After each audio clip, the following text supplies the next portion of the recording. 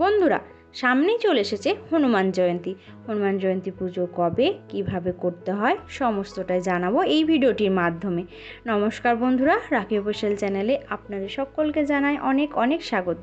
আশা করি আপনারা সবাই খুবই ভালো আছেন, সুস্থ আছেন।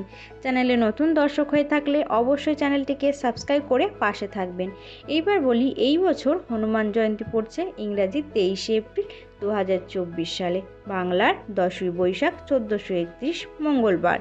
পূর্ণিমা তিথি শুরু হবে ইংরাজির 22শে এপ্রিল 2024, বাংলার 9ই বৈশাখ 1431 সোমবার রাত্রি 2:56 এবং পূর্ণিমা তিথি সমাপ্ত হবে ইংরাজির 23শে এপ্রিল 2024, বাংলার 10ই বৈশাখ 1431 মঙ্গলবার, শেষ রাত্রি 4:32 পর্যন্ত। খুবই সাধারণভাবে হনুমানজি পুজো কিভাবে করা হয় সেটাই আপনাদের সাথে শেয়ার করব। বলা হয়, নিষ্ঠা ভরে হনুমানজির পুজো করলে মনের সকল বাঞ্ছনা পূর্ণ হয়। তাই সকাল সকাল স্নান সেরে লাল অথবা হলুদ বা কমলা কালারের পোশাক পরে হনুমানজি পুজো করতে হয়। তাই যে কোনো কালারের একটা পোশাক পরে পুজোয় বসবেন। একটা চৌকির ওপরে লাল রঙের আসন পেতে হনুমানজিকে বসিয়ে পূজা করবেন। আর অবশ্যই নিজেও একটি লাল রঙের আসন পেতেই পুজো শুরু করবেন।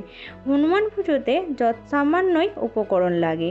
সর্বপ্রথম যা করবেন, একটা লাল রঙের সলতে দিয়ে আর সর্ষের তেল দিয়ে অবশ্যই প্রদীপ সেজে নেবেন।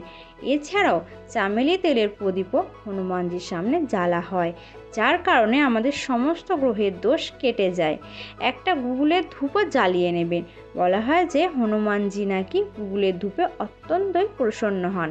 3টি ফুলযুক্ত লবঙ্গ প্রদীপের তেলে দিয়ে দেবেন। বলা হয় যে এতে সমস্ত রকম গ্রহের ফের থেকে মুক্তি পাওয়া যায়।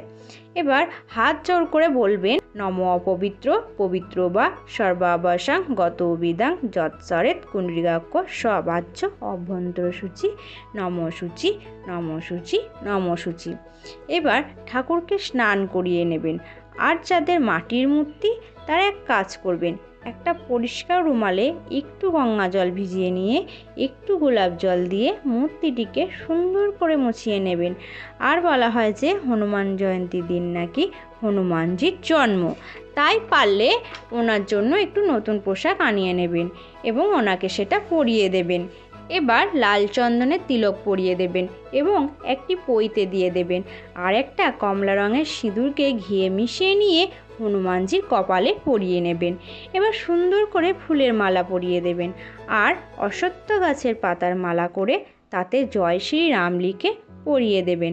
প্রথমেই হনুমানজি পূজা করার আগে রাম বন্দনা করে নিতে হয়, তাই 2টি তুলসী পাতা নিয়ে তাতে সিঁদুর লাগিয়ে হনুমানজির বুকে লাগিয়ে দেবেন আর বলবেন জয় শ্রীরাম।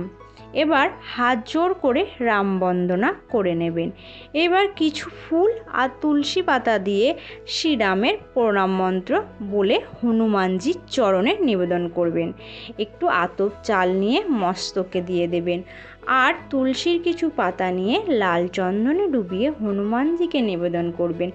এইবার হনুমানজির উদ্দেশ্যে একটি মঙ্গল দ্রব্য নিবেদন করবেন এবং তার জন্য যা যা লাগে, একটা পাত্রের মধ্যে একটা পান পাতা, তার উপরে একটা সুপারি আর একটা হরিতকি, 3টি ছোট্ট ছোট্ট সবুজ এলাচ, 3টি ফুলযুক্ত লবঙ্গ আর 16 আনা।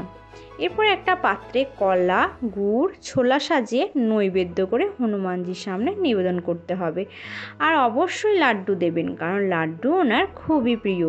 ভোগে অবশ্য একটি করে তুলসী পাতা দিতে হবে আর পানের জন্য জল দেবেন।